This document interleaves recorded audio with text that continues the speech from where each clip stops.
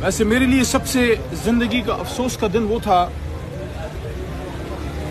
کہ وہ مردان جس نے مجھے عزت دی، میرے سر پہ عزت کا تاج رکھا عمران خان صاحب کی برکت سے، 13 میں جتایا، 18 میں جتایا، جب بوگس کیسز میں گرفتار کر کے لے گئے، 3 MP وغیرہ جو تھے، لیکن جب ان کیسز میں کچھ نہیں نکلا اور مجھے جب دہشت گردی کی عدالت میں مردان میں پیش کیا گیا اور میرے پہ آرمی ایکٹ، سیکرٹ ایکٹ یعنی ملک سے غداری کا اور دہشت گردی کا کیس، اسی مردان میں جس مردان سے میرا دادا پیر محمد خان اسی مردان سے قافلے لے کے گیا تھا 47 میں پاکستان کی آزادی کے لیے، اور پھر جیل بھی کاٹی۔ دکھ کی بات ہے کہ محب وطن پاکستانیوں پہ اب دہشت گردی اور غداری کے پرچے کاٹتے ہیں، اس سے افسوس ہوتا ہے۔ کیا میسج ملتا ہے اس سے کیا میسج ملتا ہے پاکستان کے نوجوانوں کو؟ اور یہ ملک سے وفاداری کا سرٹیفکیٹ آپ کو کس نے دیا ہے؟ پہلے اپنا تو پتہ کریں آپ کتنے وفادار ہیں۔ آپ جو پاکستان سے محبت کرنے والے لوگوں کو، پیٹریوٹس کو، جن کے باپ دادا نے پاکستان کی آزادی، پاکستان تو بہت بعد میں بنا، انگریز کے خلاف باقاعدہ تلوار اٹھا کے جہاد کرنے والے لوگ ہیں ہم۔ وہ تو جب قلم کا وقت آیا تو ہمارے پرکھوں نے پھر قلم اٹھایا اور وکالت اور اس طرح کے ایز اے سیاسی کارکن۔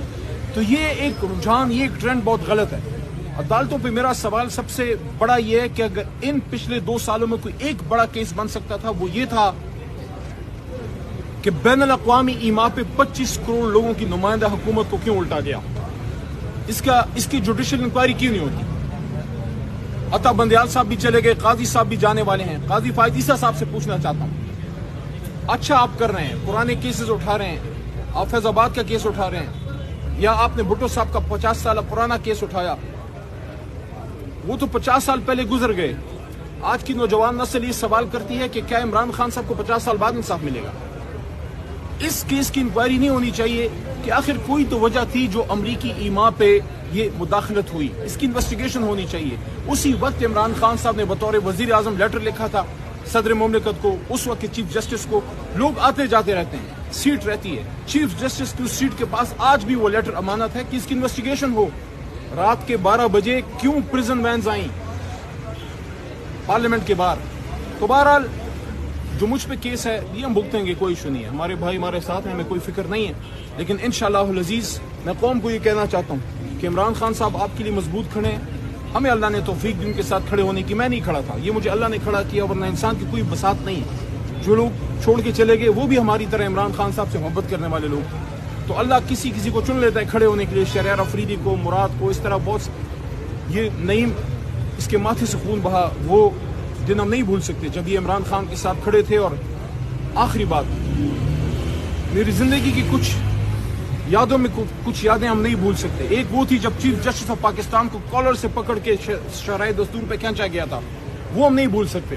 اسی طرح یہ نہیں بھول سکتے کہ 25 کروڑ کے لیڈر جو امت مسلمہ کا لیڈر ہے، اس کو کالر سے پکڑ کے جب جوڈیشل کمیشن ہائی کورٹ سے جب اٹھا کے لے کے گئے، جن لوگوں نے حفاظت کرنی تھی وہ اپنے سابق وزیر اعظم کو جب کھینچ کے لے کے گئے، یقین کریں اس کی عزت کم نہیں ہوئی، اس کی عزت اور بڑی ہے۔ لیکن سوالیہ نشان ضرور کھڑے ہوئے ہیں، آخر کب تک پاکستان کے عوامی نمائندے اور وزرائے اعظم کی قربانیاں اور بلیاں چڑھتی رہیں گی؟ کیوں یہ ملک ٹریک پہ نہیں چڑھتا؟ کیوں عمران خان اندر ہے؟ عمران خان کیوں باہر نہیں نکل سکتا؟ اس لیے نہیں نکل سکتا کہ عمران خان نے پاکستان کی دفاع اور سلامتی پہ کمپرومائز نہیں کیا، اس نے امت مسلمہ کو 2 بار ادھر اکٹھا کیا۔ بہرحال وقل جاء الحق وزهق الباطل ان الباطل كان زهوقا، حق کی جیت ہوگی انشاءاللہ۔